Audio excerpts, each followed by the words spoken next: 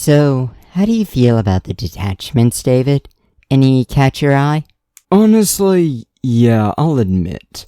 I only really play 3, arguably 5 armies, depending on how you count Space Marines and their specific chapters and the agents, but I'll admit a lot of the new detachments are dependent heavily on the recent rules changes.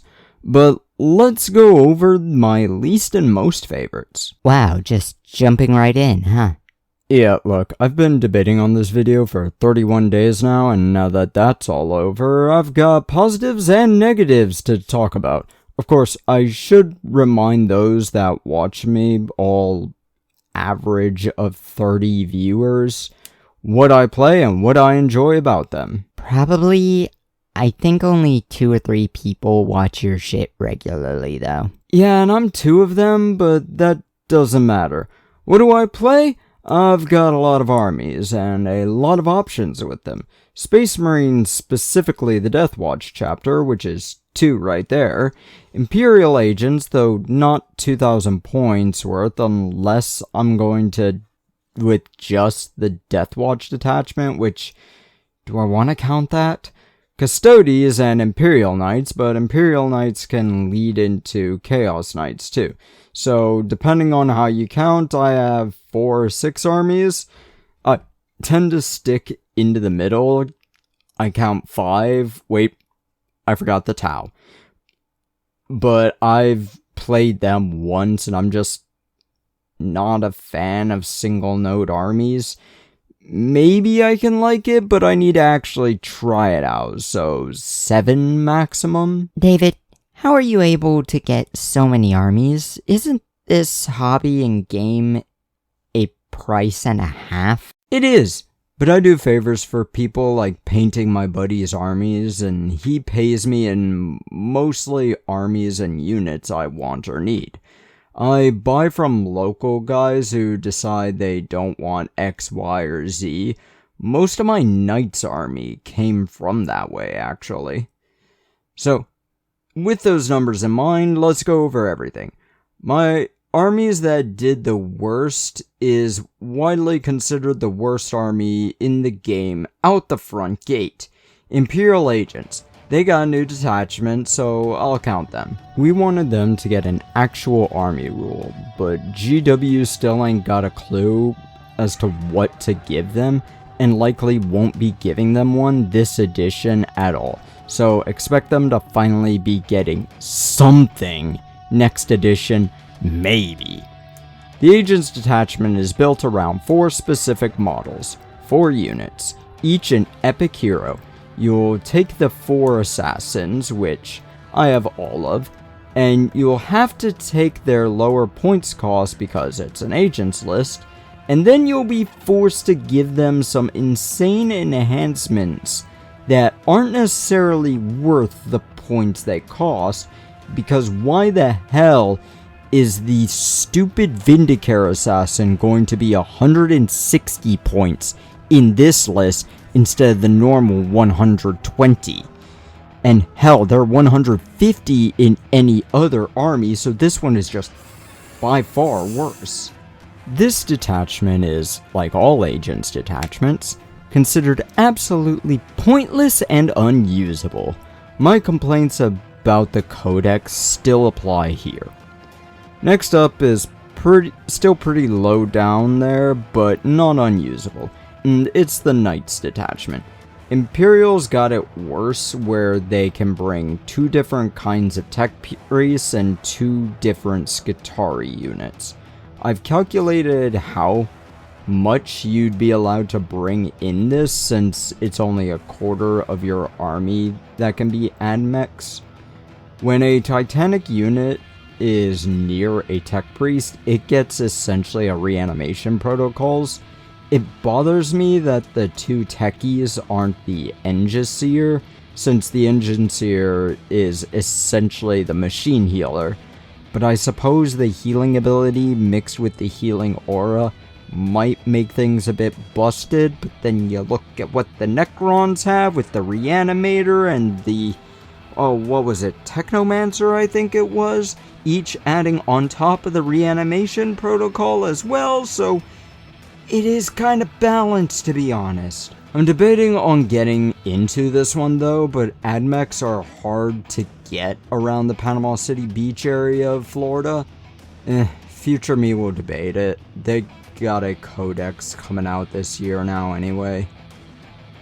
With them also came the Chaos ones, and their sacrifice for strength vibe is kind of great.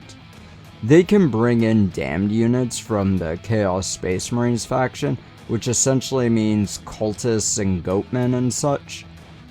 Got one of my regular opponents considering building his original Chaos Knights on me.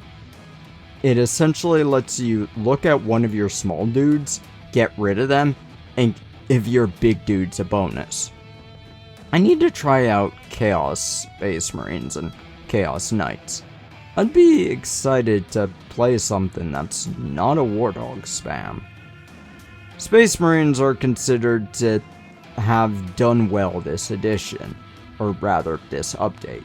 Though I'll admit I'm not a huge Psyker lover, but there is some jank with them, especially given there's, 3 or 4 standard librarians, each one able to bring multiples of 3 of them. With the different Psyker schools you can pull up from, giving me a vibe from when I read the TTRPG books. It makes me actually want to dip into Psykers. I think I have 2 in Terminator armor from the Leviathan box, and 1 standard from the Indominus box. A lot of the enhancements are pretty great. One essentially being a can't touch me with an anti-vehicle / monster at 5 up. Tau are considered the next one, and I kinda like how this detachment combines the Kroot and the normal boys.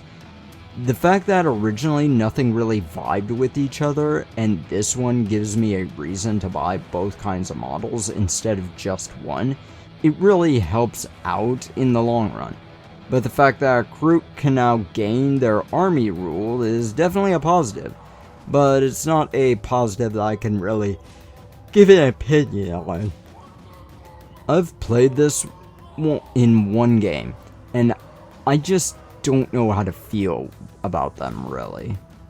Custodians, however, I am excited for. A tank detachment. Not just tanks, dreadnoughts. I love big fuck-off robots. I love dreadnoughts. The Custodians have 4 different dreadnoughts if we include the Forge World models.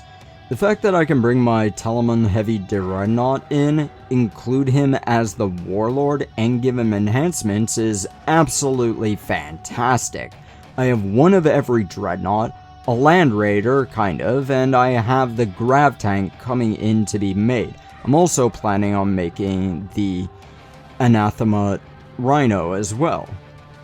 I plan on bringing this to the competition at the end of the month, but that competition may be postponed to March, will it? I don't know. It'll give me time to try this out and figure out if I actually enjoy it. But I love machines. I don't know why, but I love cars in every possible option. So, what do I have left in this list? Well, the whole index re-added and slightly modified to actually function. My Death Watch are back, baby! And sure, a few things got removed, no bikers anymore, no mixed units, but some great things got added too. We got a full unit of jump packs brought in, and their ability is basically, fuck you, I'll charge in. Which makes me really happy. I can't wait to utilize that to an annoying level. I've been looking for an excuse to get jump packs for some time now. Of course, Deathwatch Terminators are kept in the group, which was surprising to me given their feel fear after charge thing was kind of ridiculous. But I ain't about to complain. As much as I don't like Terminators, I have a lot of them. Of course, the army rule makes much less sense now since there really can't be mixed units. I mean, you can, but it really only applies to things like the Talon Strike Kill Team and the Jump Intercessors and the Heavy Jump Intercessors. But I suppose this army rule only applies to the Legends games. But another change is the special round stratagem can no longer have a limit on what weapons they can actually be used on. But each stratagem can only be used on one kill team keyword unit. Oh, look at this! All of the Death Watch have that keyword in it, including the Terminators and the Veterans. Not just the things with kill and team in their names. Woo! The detachment being back really does make me happy, and the changes make it very viable in competitive lists. I'm honestly debating on bringing this in for future competitions. We'll find out, but admittedly it ain't likely though. Now, time for me to go and keep on building that army, so shove off.